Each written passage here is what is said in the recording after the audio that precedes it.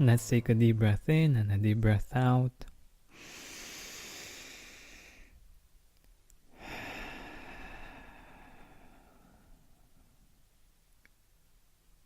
And enjoy being in the present moment.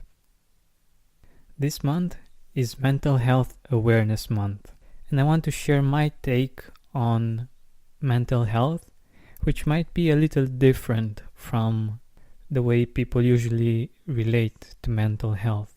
Usually when people talk about mental health, they actually talk about illnesses. They talk about depression, anxiety, schizophrenia, PTSD.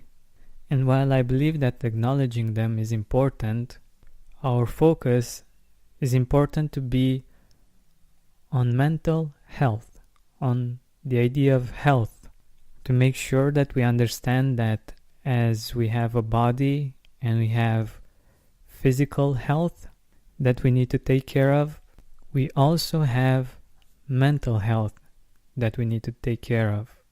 And similar to physical health, I think it's best to take a look at the inputs, what goes in and what goes out.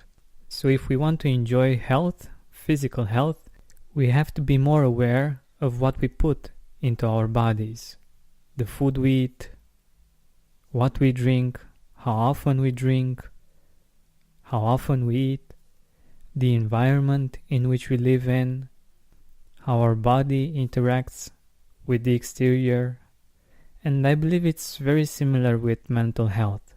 To take care of our mental health, we need to be aware of what we are putting in, what we read each day, what we watch each day, what we listen to each day, the people we interact with on a day-to-day basis, our social environment.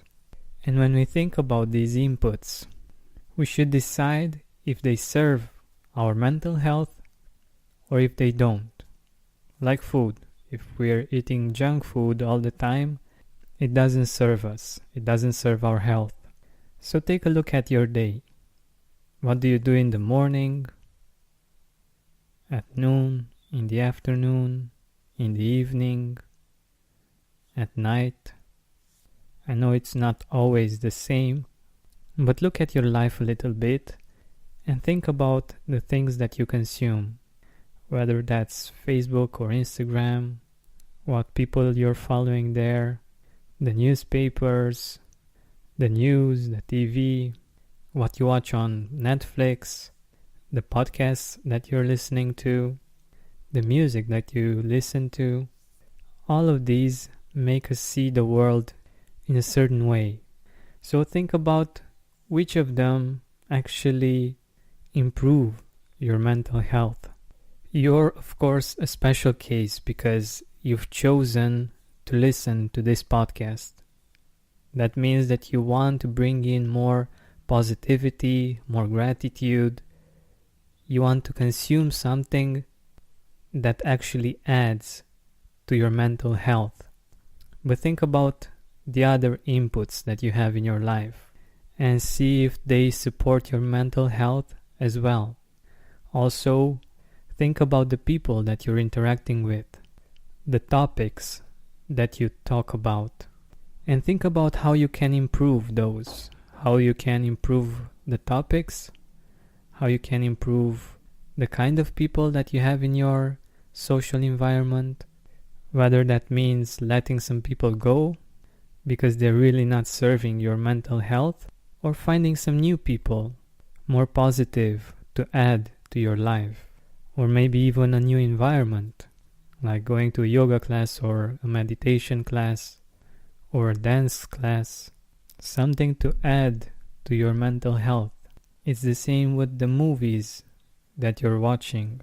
There are movies that have a positive impact on your mental health, that have beautiful ideas and messages that they transmit, and others that just inspire fear and anxiety.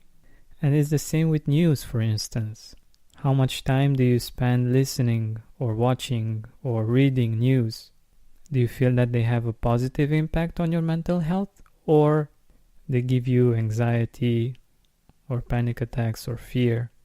And these things are so important because we have a tendency to think almost the same thoughts every day, and the words that we're reading add to those thoughts, and we try to digest those thoughts to get to conclusions about our life, about the world, and they can make us feel like we know a lot, when the truth is that we know so little about almost everything.